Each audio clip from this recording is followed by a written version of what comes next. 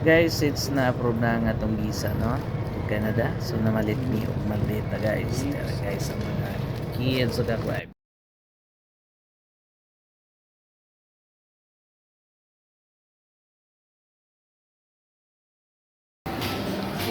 Alright, guys, ang akong family, guys. Aghan na sila yung Maldita, guys. Asa mo sila padong? Asa mo padong?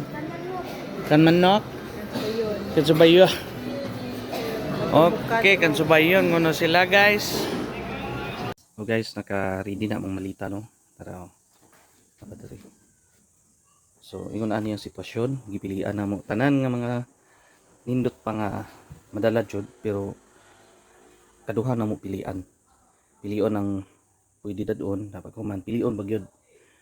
Ang medyo alanganin idaplin unya isulod sa Malita, timbangon. Pero kung kulang pa, mo 20 kilos sa manang each person gud mo ang luggage. So, mo ni iya ha jud ni. Iya ni pati dagana. Tinagana, guys. Oh, pangatag na niya tanan, guys. Yan kayo. Okay guys. Oh, kanayo. Nya.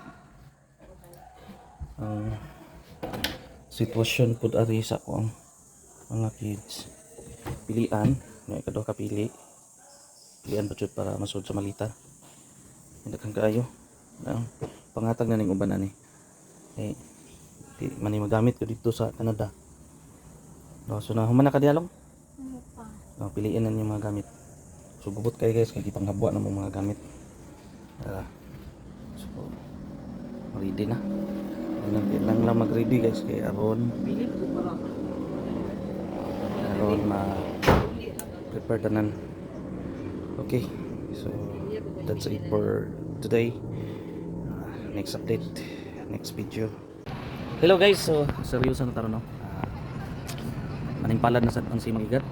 So, like before, another journey na pud sa akong life nga ako ang pagka bisihan. So, maning palad na sa taslayo. Continue ni, guys, sa documentary na ko, no? So from seaman to tourist driver, then back again to reality, abroad ulit. Pero kauban ako, guys, ang akong family. Okay, so nga akong ulitahong gamay, ulitahong dako-dako, akong asawang gamay, soon to be big.